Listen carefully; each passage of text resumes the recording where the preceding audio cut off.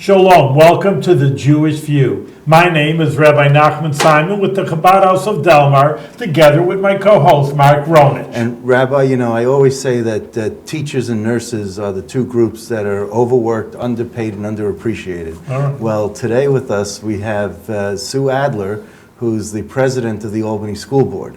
So Sue, welcome to the Jewish View. Thank you. And I wanted you on the show for a long time, and I am so glad you're very busy.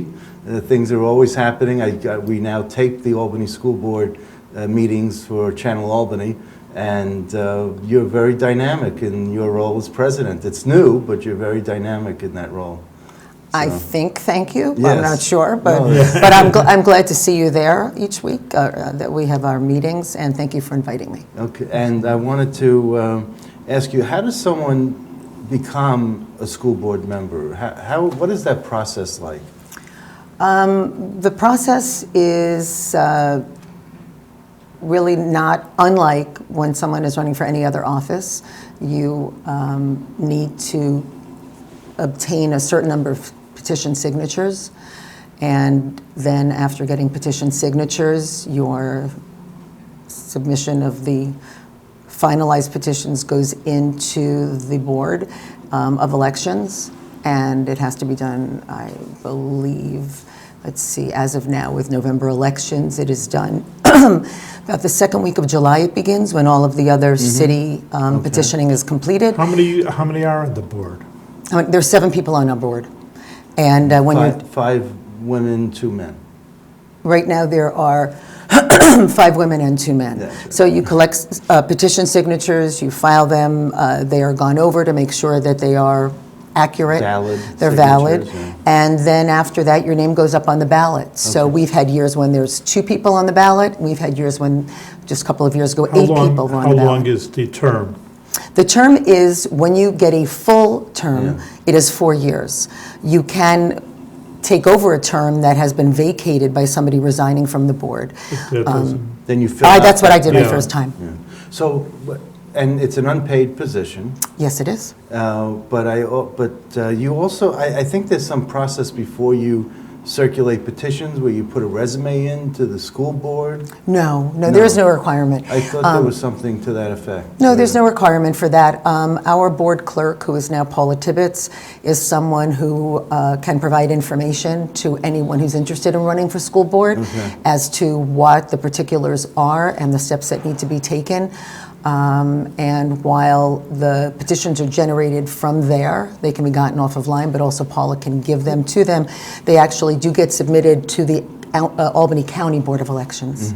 What are the big issues of a school board? What do you deal with? Now. You know, just like a little bit, I'm just talking like a person, Generally? the viewer. Yeah, like I'm ignorant of what they do, just like a person out there, I think. You know, I'm a rabbi, I'm an expert in Jewish law. That's right. But, you know, just in school board, I don't know. And like, what would be the issues you take up? And if you could also tell us what the school board budget is, the school Well, budget for the that's- I'll school- start with that not the one. Not the board, but the school budget. Sure. So the school budget is an easy number to give you, and I know that, and we're in budget season right now. The current budget is $234 million. that's a lot of So more money. than $250 million.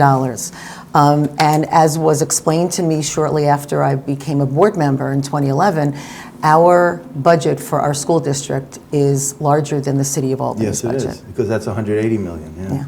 So that's the short answer for that. The longer answer in terms of the question regarding what the big issues are, or what a school, which is, are you asking what our issues are or what a school board does? Because those are two separate. What issues you're tackling now. So Is the budget one of them? I mean, is Well, it too much, too little? No, never too. So, Never too much. So, you know, I could talk for the next 20 minutes in answer to that question. So, in terms of the budget, it's interesting, on WAMC just a couple of days ago, Bill Easton from AQE, Tim Kramer, who's the head of the New York State School Boards Association, they were on Vox Pop. And somebody called in, and this is actually in response to what you're saying, even though it sounds like I'm giving you, like, you know, something that a rabbi would say in response to an answer. But it's not really circuitous. Somebody called in and said, people, you know, you spend so much money per pupil on education and why isn't it getting anywhere and why do people say you need more money. So I don't normally like to call in, although as I've explained to you, I'm much happier doing audio than video. But I did call in, and so I will explain, I'll begin the financial conversation this way.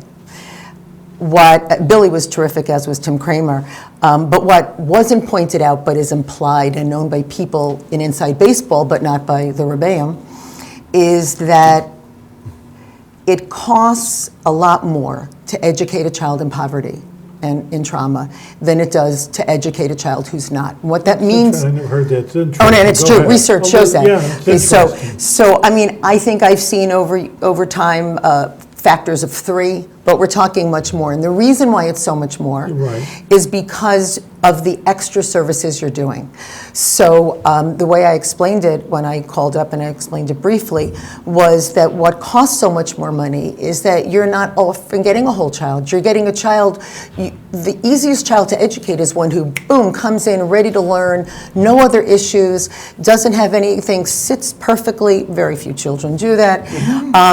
But when you take a child who's been in poverty, which then influences their ability to be ready to learn in terms of their the food that they're getting. I've watched teachers wash in North Albany when I was there a couple of times working with a young child. One of the teachers was washing the clothes of a child. Really? Yes. I never heard. Wow. They had clothes in their closet, they would give them new clothes, they would take the other clothes home, they would wash them.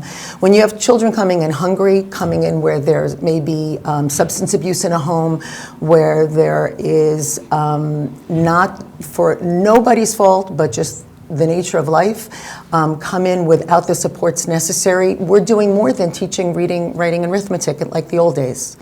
And so because of that, it is more expensive. It's the wraparound services that cost so much more. You're not just teaching in the classroom, you're also providing necessary social, emotional, medical, dental. As you know, we have medical vans, dental vans. You are actually doing what you take for granted and don't realize the absence of influences a child's ability to learn. Not their God-given ability, not their intelligence, but their ability to actually access those things so that they can live up to their full potential. That's where the costs are. And that eludes people because they say, well... I never heard that before. And Yeah, it's you're true. right. But when you think about it, that's, if you look at our budget, because our budget is open, we're an open entity, you will see that's the extra. It's not just the teaching staff. If you look at it, we're talking about reading specialists, literacy specialists. You're talking about social workers, crisis teams. You know, there's a shooting somewhere, there's a lockdown from a school because of something, or a lockout because of something in the community. And what we need to do is we need to then mobilize our social workers, our psychologists. We need to make sure we have at least one of each in every school. And as you get to the middle and high schools, having one crisis team can't suffice for a building of 2,500 like it might for a school of 350. So the social Interesting, yeah. service aspect, it never And gets that's really factored in. It doesn't, and what I said on the radio is the same thing I'll say here is, Thank you. and this is a very, we'll talk about sort of a Jewish perspective, Yeah. but I think a faith perspective or any humanist perspective. It would be wonderful if everyone could do the right thing because it's moral, because it's the right way to be, because we're all made in God's image, right? I'm willing to say, I'll take any motivation that anybody has. If your motivation is, well, if I'm going to pay for a prison, which already shows some implicit bias, then I'll give you money for the schools so I don't have to do that. I don't care. I don't care what the motivation is, as long as everybody understands that society can't avoid the costs. So if you don't believe public education is the core of a strong democracy, and you just believe that at some point we're going to have to pay for people, whatever that might mean in somebody's biased view, that's okay, so long as you understand if you put the money in the front, it's less dollars than if you wait to see the impact when a child has not been given what he or she needs, is still hungry, is without the right educational wraparound services, and then doesn't actually graduate with the kinds of tools that that child needs to be a fully functioning contributor to a civil society. You know, I asked that of a friend, and he was a little about your house, but he was a teacher in the New York City public schools. So it came a report, and they always have a report, oh, the kids are dropping out, or they're not up to snuff. And I told him, hey, you're in 8th grade, why aren't the kids, again, so much money per child, same kind of question, a little bit different take than you. And he says, listen to me, he says, I have a number of kids. I had kids from El Salvador. They were here for 5th grade. They left for 2 years. They went back home. Now, of course, now they're older. So now they're in 8th grade. They didn't learn anything like seeing these, let alone in the United States. You can imagine what the education is in these third world countries. And he says they don't have the English skills. Mm-hmm. And of course, when you give them an achievement test, they're going to look, bad. And, oh, it's a school. The school, failed them. He says, well, they weren't here for a few years, or like you didn't even bring in, like the language barrier. Some kids grow up and there's so many, I forgot how you probably know, how many languages there are. I was going to say, great segue. I can now tell you, because I know it's a question that you had wanted to discuss, which is that in our district, we are a refugee center, as is Utica and a number of other cities across the state. As a refugee center, we now are up to 56 or 57 different languages spoken in the city of Albany. We get students sometimes, a lot of the time lately, where a child will have been in, for example, Syria the day before, or a week before, made their way through to whatever place they went to, and then get off the plane, and then they're in our school that very next day. So one of the things that has accounted for a great deal of our growth has been the refugee population. So in the last 6 years, we have gone from about 300 to 13 or 1,500 refugee students. One of the challenges is the language issue. So we have tried to approach it from an efficiency and a standpoint where we are able to give students what they need, so they're not thrust into a new environment the very next day. We did I do demonstrations with Honest Weight Food Co-op. So I wore that hat and went into one of our schools, and there were children who didn't speak a word of English, and the day before had been not in the country. And now they're in the Albany public schools. Right, and so that's difficult. So we are hoping, it's actually in our budget now this year, to do something called a newcomer school. And the newcomer school is fashioned after a couple of places where it's worked in the state. Rochester's a perfect example. And what that is it's a temporary school. In other words, no one goes there and stays there and graduates. When you come in, we're going to start it in the upper grades, hopefully this fall, when we pass the budget. Hopefully that will work out. And then the following year, it would be rolled out for the lower grades.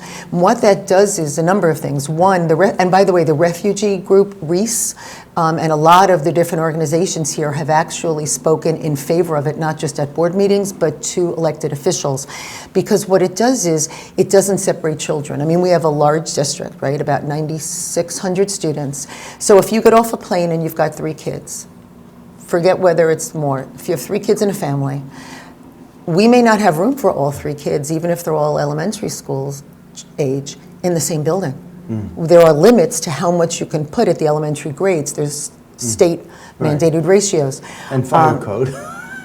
So we could have a child in one school, another child who has just come from a war-torn country, alone, without a language facility, in another school. What the newcomer school allows us to do is to actually do almost English language immersion, while providing the wraparound supports that we talked about earlier, and also keeping families together.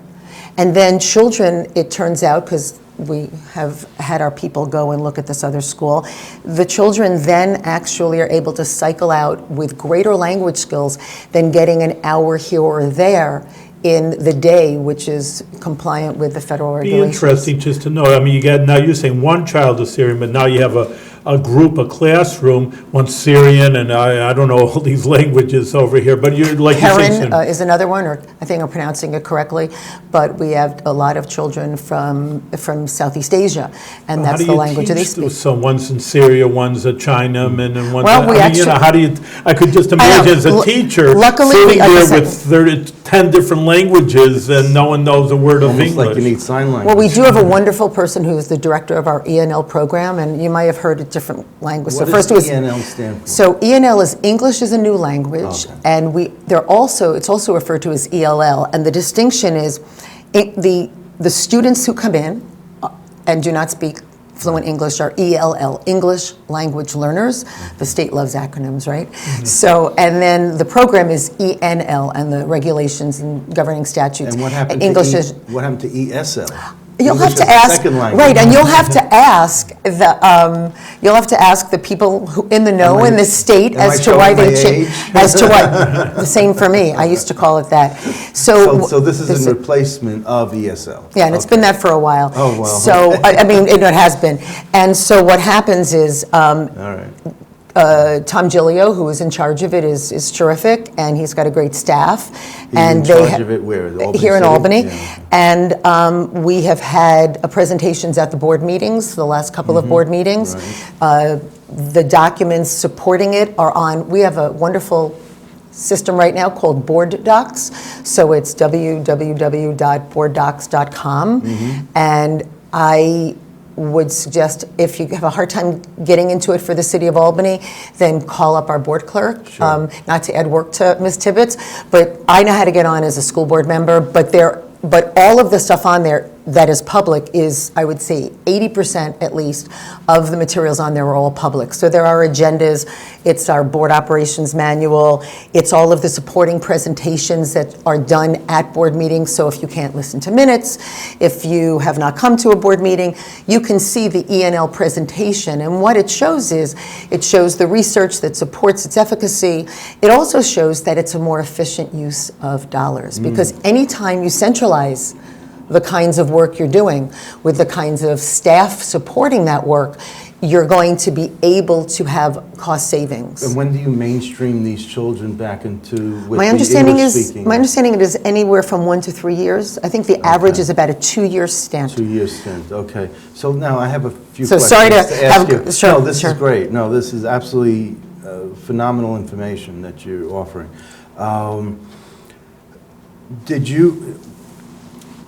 Okay, so do you check to see if these new students who are coming from Syria or coming from Southeast Asia are legal in the United States? I mean, when our ancestors came over from Eastern Europe, they went through Ellis Island, they had to go through a whole bunch of paperwork, and then they were legal to be here in the United States. So I'm wondering, do you have some sort of, at some point when they're here, that you check to make sure that they gain legal status or that they are legal, or So anything we're along not those lines? immigration officials, which I know you understand, so I don't mean that in any kind of Negative way, I understand. or a difficult way. It's Right. just that's not what we do. So we are given students and families who are resettled here, and the resettlement is actually done through the government. So it's not something that I personally am involved in. Okay, And but does the school district offer these names so that they say, oh, these are our kids in the ENL? You know, these are the... Offer names to whom? To the appropriate officials, government officials, who need to work on that. I think that I think your question or statement presumes that we're asked for information that somehow children get to us through a side door, and then people ask us, who are your students? We actually have families that are resettled who are refugees, then they are registered through our registration process, and then they become students. So it's not a sort of cloak and dagger situation or something in the dark of night. It's actually, our registration office is over at Harriet Gibbons, which is on Watervliet Avenue, and students come in through whatever process that they make it their way through the refugee resettlement process into the state of New York. They come into the country, and then they're put at a different center. They are sent to Utica, or they're sent here, or they're sent to Rochester. Is the presumption that they are legal when they get here, or that they have some sort of track to be legal? I will not presume to speak to what Immigration? I will not speak to immigration issues or how the person was even got into the country. I will tell you that we have, I can tell you that we take our students, and it's, That's it's it. not, it's not like someone goes, "Psst, I have a kid kid here. No. So that's not how it works. No, But we have but I people that don't know the process, and I'm And asking out of that's not- ignorance, that- and I'm asking to see if there's a way of, an official way of making sure that, that the immigrant population is what it should be. I mean, look, I gotta, I don't want to make it seem like there's any anti-immigrant Sure. or refugee issue here. I'm saying that the word illegal immigrant, the word illegal in illegal immigrant is where I differ with a lot of elected officials. Right. Because we need to all be legal in Right. this country. So I'm not going to speak to immigration or legal or illegality or philosophy. I didn't know if school counts, if the attorney for the school district had an issue with that, or if he advised the board. The board does not you know. deal with, so we're a governance board. Yeah. And what that means is we do not actually go out and get involved in the registration of students. We set Right. policy. Right. We Well, that's approve part of, of policy. no, but I mean, we set policy in that we have procedures for what is Right. required to register. So just like somebody Well- couldn't come to our registration office from Guilderland and say, Yeah. I'd like to register my child here, and then we would ask for some sort of evidence that they are a resident of the Document. city Right. of Albany. Right. Other than that, I can't speak to that. But you could ask for further information. We're not, For example, we're not someone in who's not- immigration. No, but someone who's not legal might not have a social security number. So you Right. might ask for what's the child's social security number? And if they don't have one, then you know that, hey, something's I don't think amiss that here. that's, I mean, I'm not going to argue with you No, about social security just number asking. import, but just so you know, most children don't have social security numbers until they need to have social security numbers. So when you're born, you don't know, they're not required. Social security, the reason I know had that. one at 5 years old. Right, you may have needed that because somebody, for example, was opening up a trust account for No, you. well, Or I opening wish. up no, but I'm saying, Yeah. those are the kinds of Right, times. right. Or you are now, some kids will get them at the time when they're first getting their working papers. That's true. So my point is, the idea that somehow we're a country, and I'm more than happy to talk about this, Right. of which I have not much knowledge, but I'm also happy to talk about school issues, about which I have much more. Talk about school But- issues. so Let me he's going talk about to both. segue and then we'll come back to it. I just wanted to add, when you talk about how many different languages and all Mm-hmm. this stuff, you have a 62% graduation rate. That's in- what I was going to bring Mm-hmm. up. Oh, you were, okay, sorry. So I was, no, that's what I was is that saying. What would be- acceptable? One at a time. Is Yeah, that it's the same acceptable question. to you? In other words, The if graduation by rate. acceptable, you mean am I satisfied? No, I would not like 62% to be where we are in a year or two, or 3 or 4 or 5. If you ask me, am I pleased that our 2016 graduation rate was 62%, I will tell you, yes, I am. And I am pleased by it because when I joined the board Yeah. about 6 years ago, we had about a 50% graduation rate. So it is that So you answer. have more students in the school from 6 years ago, and you have a higher graduation rate. Those that are correct? two true facts. Okay. As my 17-year-old will say, I don't know if you want me to make correlation or causation, they're not all the same.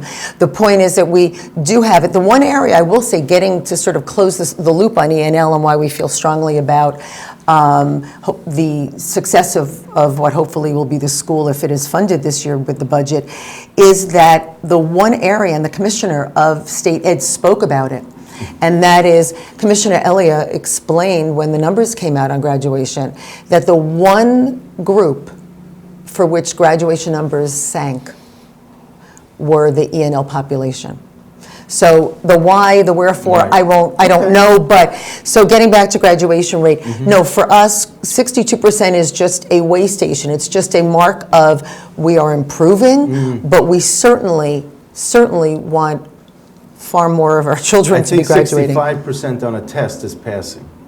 It is, but my understanding is the regents in a year or so will actually now have a higher number than 65 Okay. for grad. I heard So- Oliver Robinson say that on an interview So a that's number of months something ago. that you should attain, in terms of what, if that goes up, you should have the graduation rate, you should Almost achieve certainly. Oh, 70%. even or higher. 75.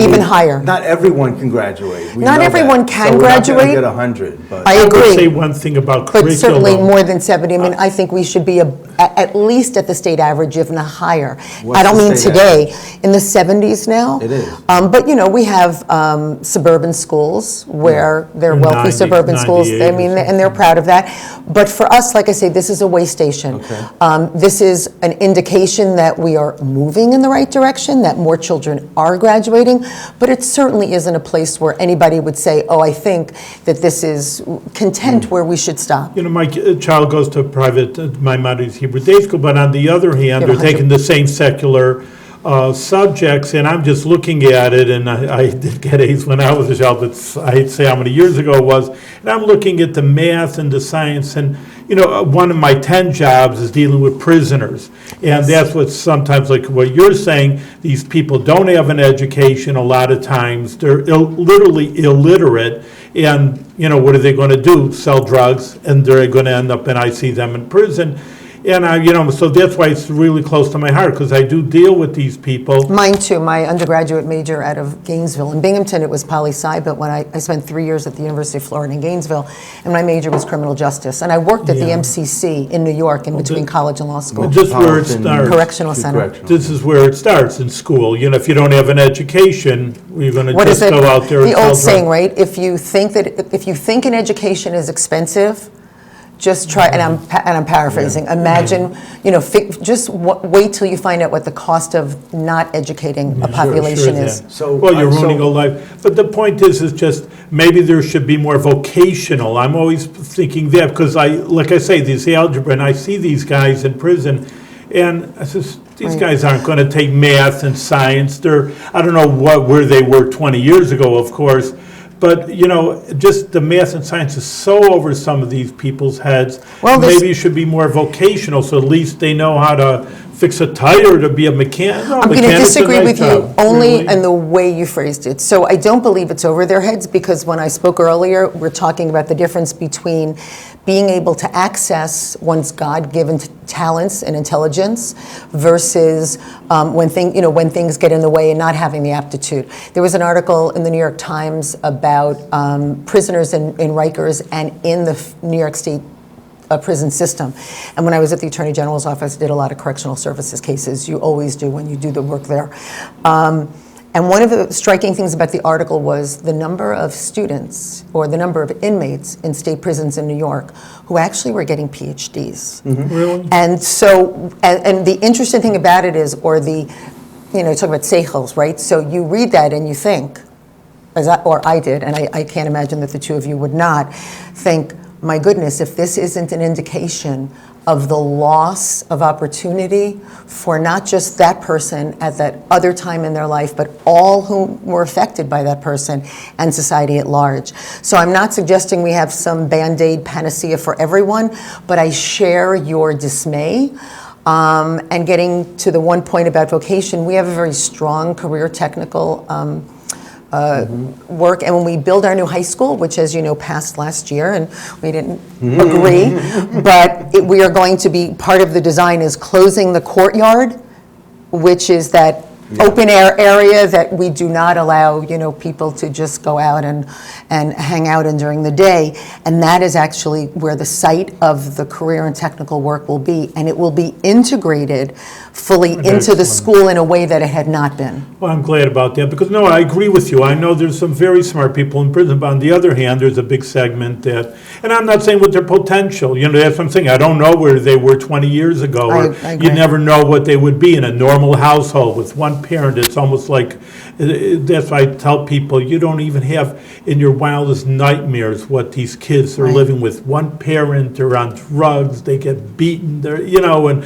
drugs are all over the place. It's in your worst nightmares, you wouldn't, see a child like See, this. now you know why it costs more money to educate children You're right. sometimes. I never heard that, in but certain that's an settings. interesting So I need to idea. ask you. Yes, sir. We talk about STEM education, science, technology, engineering, and math. Should it be STEAM? Should arts be included And it in is that? STEAM, and as you know, the Board of Regents, you don't know this. Oh, I figured, and Tell that me. you knew all this. Tell me. So about a year, you know, when you get older, time condenses. So it could have been 2 years ago, when state ed realized or decided, and I think it was actually the Board of Regents that did it, so that STEM was missing the A. And so STEM became STEAM. And while there's still things that are just STEM, like when they talked about the initiative last year with the governor, where if you went into the teaching profession and you graduated with STEM, they would then, and if you went into teach in those areas, they would forgive some of the student loans, I believe, or pay for some of the education. So STEAM is now gaining steam, and it is actually the other component of making it well-rounded. And in fact, Well, someone should tell Channel 13. oh, Because they keep calling it, well, they do it's call it STEM, but I think it takes a while for it to catch on. I also, and I don't want to give you a fact that's incorrect or give you something that's not true, is that the regents now, I'm pretty sure this is the case, that regents diploma used to have certain requirements that didn't allow for one of the regents exams or one of the pathways also including the A. And so there's been a shift so that you can substitute for one, but that because I deal with the school district, and since we don't do the day-to-day certification, we don't sit down and figure out that student can graduate or not. I'd have to direct you to somebody in the But that's district with that okay, information. but you still gave us valuable new information, and that's the way to close the show. So thank you very Time's much. up. You know Oh, my what? goodness. I've learned a lot, This was and great. I'm sure our viewers have learned a lot. It's, you know, it's important because you hear one headline, oh, the kids are dropping out, or oh, the money is so much, and you know, you get one knee-jerk reaction and saying, hey, the money's you know well spent, number one, and they are working to make it better, number two, and therefore you're doing a good job and continue with good success. Thank you. And the coda to that is when people also called in and talked about how expensive the cost of teaching, you know, for teaching salary. My reaction is, I used to say when I was a lawyer, if you were very tired, you could close your door and you could put your head down. Yeah. And then when you were done being, you know, rested, you picked your head up and go back to do your work. Yeah. When you have 28 children, You don't divert. and your they're not attention. all, thankfully, because that presents its own problems, docile automatons. So you either have just active children, even if you're teaching 28 in Bethlehem, but if you're teaching 28 in our school district, where you're going to have a large percentage with those challenges, It's a tough job. That's really yeah. it. it's a very tough job. So I respect those who do it. In my schools, when I grew up in Brooklyn, the teachers used to put their head down Yeah. and sort of give up. Oh my goodness. So, okay, thank you. Thank you so Thank much. you very much. No, stay Oh, there, Sue, stay stay there. Okay, thank you.